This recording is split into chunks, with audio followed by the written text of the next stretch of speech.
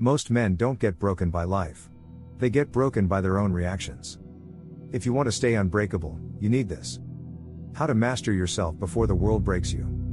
There comes a moment in a man's life when he realizes the greatest betrayal he ever committed was the betrayal of himself. Not betrayal from others. Not betrayal in relationships. Not betrayal by circumstance. His own betrayal. Marcus Aurelius wrote, "You have power over your mind, not outside events." Realize this, and you will find strength. Self-abandonment begins the moment you forget that. You abandon yourself when you silence your truth. When you shrink to be accepted. When you sacrifice your standards for comfort. When you let chaos lead you instead of your calm. Stay with me, this part matters. Men sabotage their lives not because they're weak, but because their emotions outrun their awareness. Seneca warned us, "He who is brave is free." And the bravest man is the one who faces his own reactions. You're here because you're done abandoning yourself. You're not here for noise. You're here for transformation. And today, the old pattern ends. The shift into mastery, you rise the moment you decide to rise. You shift the moment you stop being led by impulse and start leading yourself. Don Miguel Ruiz wrote in the Four Agreements, "Be impeccable with your word. But the first word you must be impeccable with is the one you speak to yourself." Your identity changes when your internal voice changes. You're stepping into a different identity now. Calm under pressure, grounded in conflict, loyal to your truth, disciplined in your attention, unprovocable, unshakable. And the fact that you're still here means you're already ahead of most men. If this hits, keep going. On emotion and control, emotion rises like a wave, fast, loud, demanding. But urgency is not clarity. Urgency is a test. Most men become whatever they feel. But the strategist feels the storm without becoming the storm. Epictetus said, "If someone succeeds in provoking you, realize your mind is complicit." Reaction is complicity.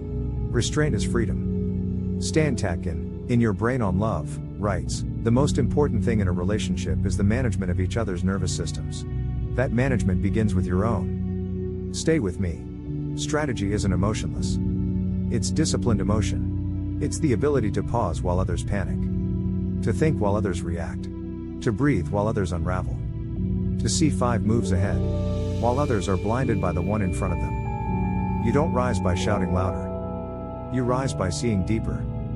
Machiavelli wrote, "The wise man does at once what the fool does finally." The pause gives you that wisdom. Self-betrayal and the path back. You abandon yourself every time you say yes, while your soul screams no. Every time you tolerate disrespect. Every time you drop your boundaries to avoid discomfort. Every time you chase instead of anchor. Every time you react instead of lead. But once a man decides to rise, the rise becomes inevitable. Your relationship cannot rise if you abandon yourself. Your partner cannot relax if your presence collapses. Your home cannot stabilize if your emotions take the lead. One person becomes the emotional anchor.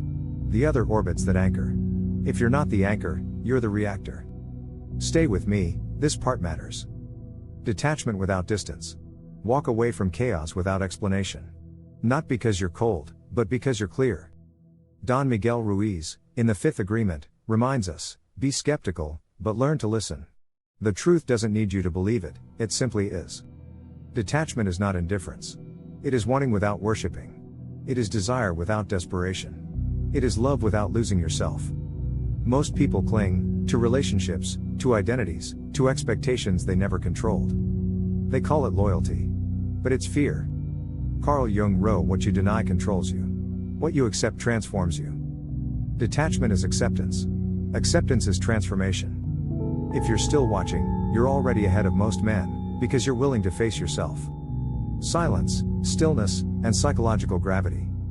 Silence becomes a weapon. Stillness becomes strategy. Solitude becomes refinement. When you master silence, the thoughts that once screamed are reduced to whispers. People notice, they feel your steadiness. Your unreadability.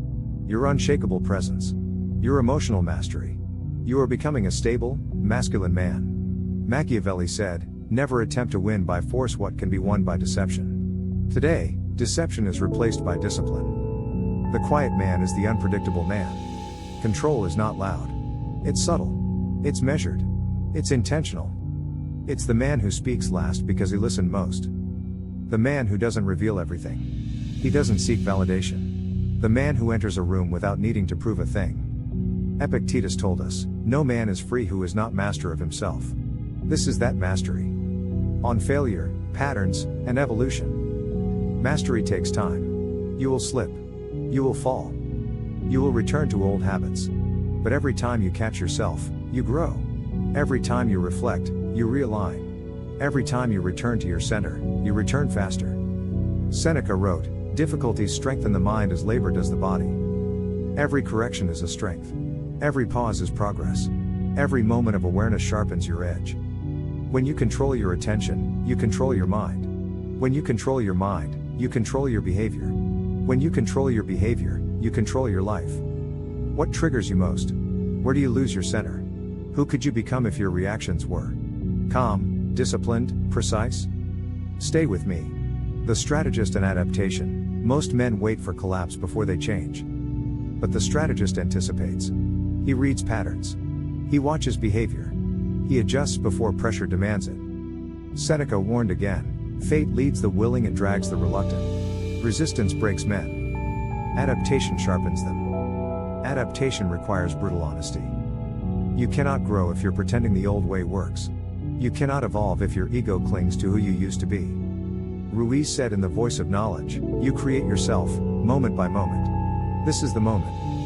Jung asked, what did you do as a child that made the hours pass like minutes?